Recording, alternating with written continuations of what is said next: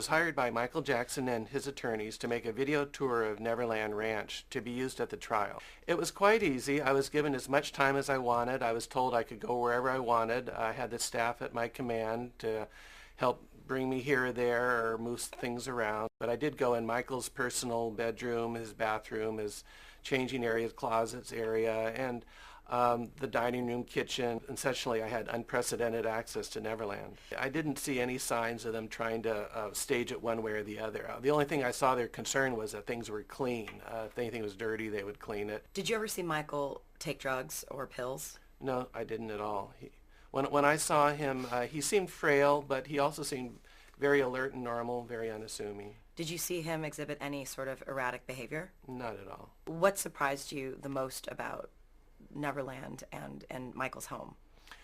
Maybe what surprised me most was it was kind of like a regular looking Beverly Hills mansion. It was a Tudor style house, a lot of beautiful antiques. Maybe what also surprised me were the outlandish antiques. There's wall-to-wall antiques and wall-to-wall mementos that he either had sent to him or gathered. Also books everywhere. He's apparently a voracious reader, and he had all types of books throughout the house, and I feature some of them in the documentary. And that became relevant because the sheriffs tried to make it out that he had inappropriate pornography or whatever, but he didn't. He didn't? Right, he didn't. Did you see any pornography? No, I went through all his books, and the sheriffs went through all his books too. Apparently all they found was a couple of nudes and art books, but he had over 10,000 books on the premises. Do you think Michael was a pedophile? Oh, I absolutely don't. From what I learned, he just was an innocent man that liked to channel his childlike nature, and as he said, he channeled his childlike nature for professional and creative purposes, for his dance, music, and so forth. Why did they have mannequins? What were the mannequins used for? Michael said he had mannequins around because he was a lonely person, and they helped make him feel not lonely.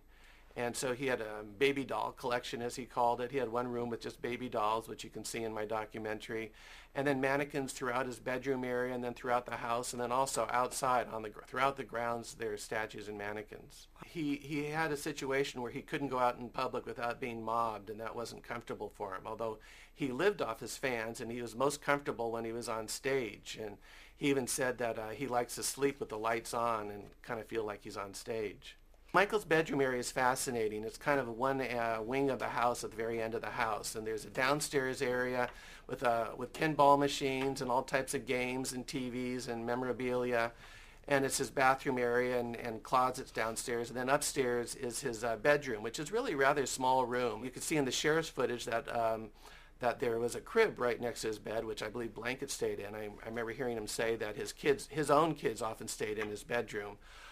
Throughout the bedroom were stacks and stacks of memorabilia, DVDs, VHS tapes, things sent to him by his fans, all types of pictures of his kids, pictures of Shirley Temple, Elizabeth Taylor, various child stars. And one of the few things I was told that I couldn't do on the property was videotape any shots of his kids. He didn't want the images of his kids to get out there. Did you ever see drugs? I didn't see any drugs on the property, no. Nothing? Nothing to do with drugs and Michael, no. And I saw Michael at the trial, and he didn't seem drugged. I was also went into various video libraries Michael had because the sheriffs had raided all the video areas looking for pornography, which apparently they didn't find any. But in his video library, he mainly had Disney movies, documentaries, and feature films of various sorts, but kind of family-style movies. It's a fascinating video that will be seen for the first time in my documentary, where the sheriffs lead the young accuser, he's 13 years old at the time, into a little conference room, and they tell him at one point that Michael is the bad person, not you and your family. You and your family are good people, and we want to help you, and by you telling us about any molestation, it will help the world. And so they, in a way, they kind of led him along, and so to tell you about the interview. Well, as I said, Gavin was studying acting at the time, and the jury felt he was acting. The jury foreman says in my documentary the kid was acting, but he did a pretty convincing acting job, and he certainly fooled the sheriffs. So he's there telling about molestation.